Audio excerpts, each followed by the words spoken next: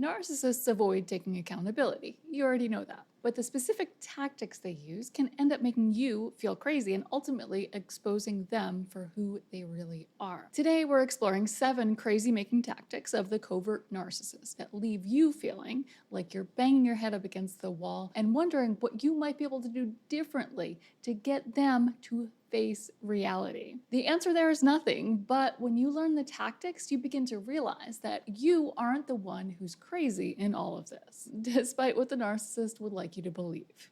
So let's start this off with a bang and talk about one of the most infuriating tactics: narcissistic word salad. This describes what happens when the narcissist throws a bunch of random things into the conversation that have nothing to do with the point you're trying to make. It's like they've got a salad spinner in their brain and just whatever comes out, comes out. What they're saying makes sense as a sentence, usually, but it makes no sense in the context of what you're talking about, the conversation that you're having. And they talk about nonsense for so long that you forget what your point was to begin with. And this can make you feel like you're the problem, like you can't follow a simple conversation. And the narcissist will be happy to let you believe that you're the problem. Now let's look at a couple of comments that really encapsulate what it feels like to deal with word salad. But first, let me introduce myself. For those of you who don't know me, my name is Christina, and I'm a narcissistic abuse recovery coach. And I happen to specialize in covert abuse and breaking the trauma bond. So if you've had experience with these things, check out the link in the description for one-on-one support. And now for the comment that really describes word salad in just a few words. No beating around the bush here. One commenter says, "The word salad is what I call argumentative whack-a-mole." Ain't that the truth? Every time you feel like you're getting somewhere, something else pops up that you feel like you have to knock down. And here's a comment from another video where I talked about the word salad tactic. So this commenter says, "I got triggered just hearing the term word salad. This was the main technique of my ex. Drove me up a wall and kept me in the dark about finances, so I'd be under his control." And yes, although when you start to break down this tactic, it seems really silly and nonsensical, it's almost humorous. But when you dig deeper behind it and the reasons why narcissists use word salad, it's a lot more sinister. Usually they're trying to hide something or avoid taking accountability for something. And these are not always small things. All right, so now one more comment for good measure. So this commenter says, "Word salad is like banging your head against a brick wall. Unless you experience it, you won't know." And that's very true. This is one that you will not understand if you haven't experienced it. And if you have experienced it, even hearing about it might be a little triggering. So sorry for that. But for those of you who are just learning about these tactics, it's important to expose them for what they are, so you know that you are not the crazy one. Really, the point of this video and calling out these tactics is to let you know that if you're dealing with this, if you can identify that the person that you're with is using these tactics against you and it's having any sort of impact on you, first of all, it is not you. Second of all, you don't need any proof, you don't need their validation, and you don't need them to admit what they're doing. Simply recognizing these tactics is enough. That right there is your validation. So the next tactic we're going to touch on is gaslighting. And I won't go in depth here because I have quite a few videos on the topic already. So I'll link to a playlist you can watch if you feel like you need a little bit more information on gaslighting. But gaslighting really is incredibly disorienting. The narcissist might outright deny or contradict your lived experience, saying things like you imagined that or you're overreacting. And over time, this is something that does happen gradually over a long period of time, but this gets you to distrust your own judgment and your own perception. And the narcissist seems so confident while they're insisting that their false narratives are fact, and that you're just too paranoid or sensitive. They may also criticize and isolate you from friends and family who would otherwise validate your experiences. So over time, the narcissist becomes the sole reflection of your reality. But that reflection, unfortunately, is incredibly distorted. So bit by bit, your sense of self and your sense of truth erodes. So if you can identify that you are dealing with this, First and foremost, try to do whatever you can to stay grounded in your perspective and don't let their gaslighting define your reality. Start keeping records so you can fact check things on your own. Now, here's a comment that really illustrates what gaslighting and really relationships with narcissists can do to you in general. This commenter says, "Yeah, I definitely don't trust myself to judge whether someone is safe. It's the worst because it's still affecting my life. Making friends or dating now is like the scariest thing in the world." So once you get out of a relationship like this, because you've been gaslighted for so long, you really have lost that connection with trust and trusting yourself. And I know that they say that time heals all, but time alone is not going to fix this. Unfortunately, a lot of people make that mistake. They think that with time and isolation, that everything is going to get better. But it's not going to help you reconnect with that sense of self and start trusting yourself again. So if you're dealing with this, definitely reach out for help. So next, we're talking about the ever infuriating circular argument. Here, the narcissist's aim is to manipulate, not communicate as they would have you believe. You'll know you're in a circular argument when you keep running in circles without any resolution.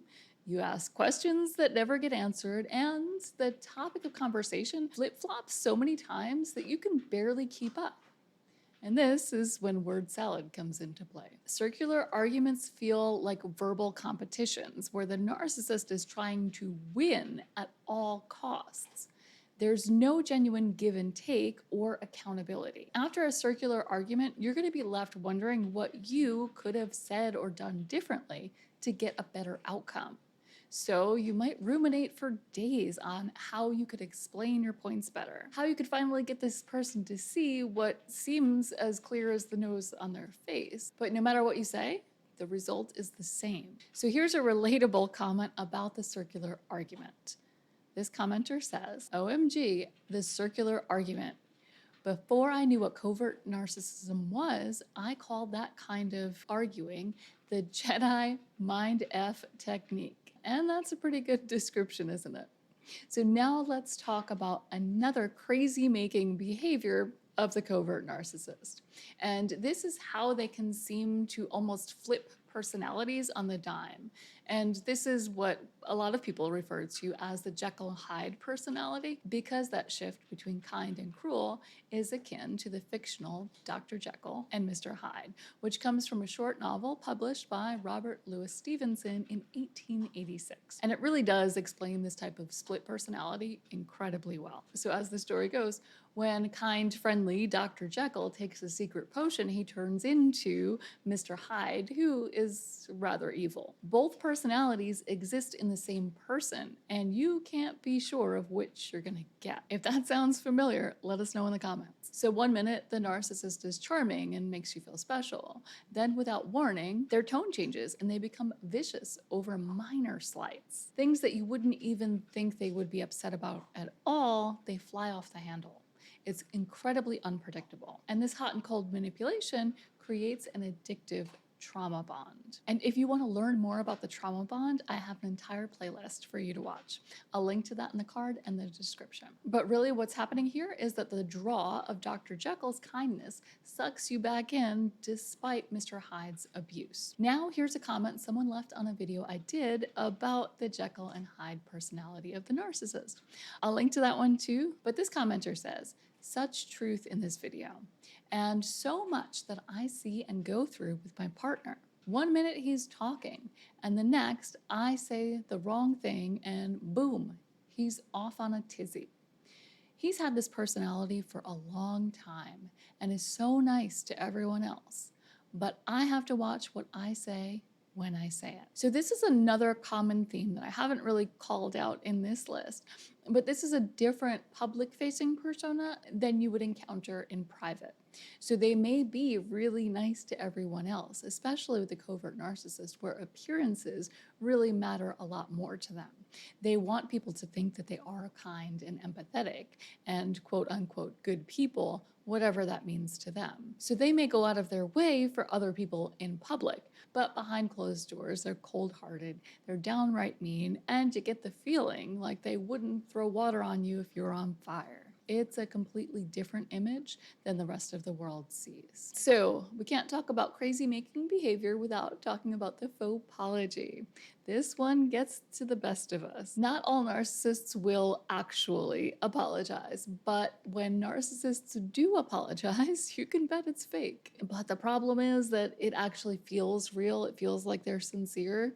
And this can leave you feeling like you're, again, banging your head up against a wall when the same problems keep coming up. Problems that this person has apologized for and seemed to understand. But then if they understood why those things were mistakes, why do they keep repeating them?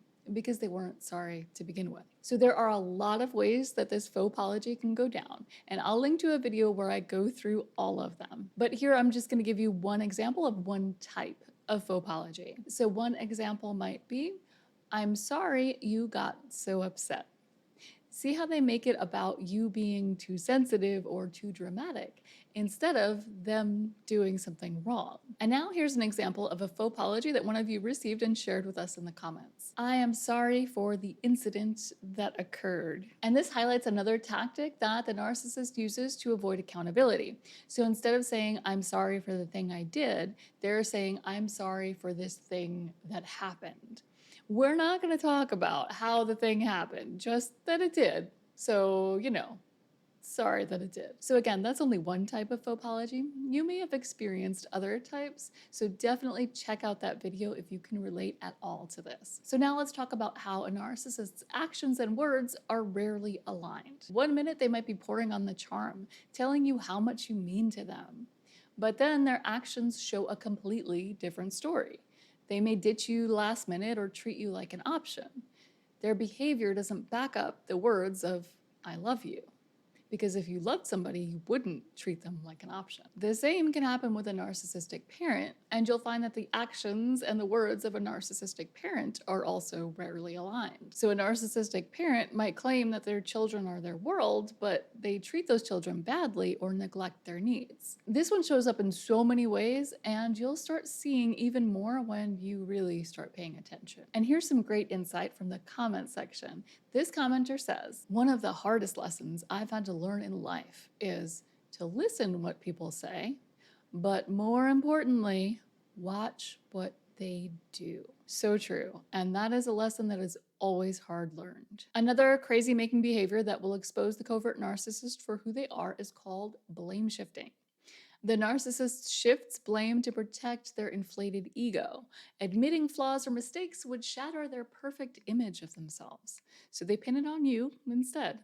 It's a lot easier that way, isn't it? Blame shifting also serves as a manipulation tactic because when you're made to feel guilty, you become more compliant.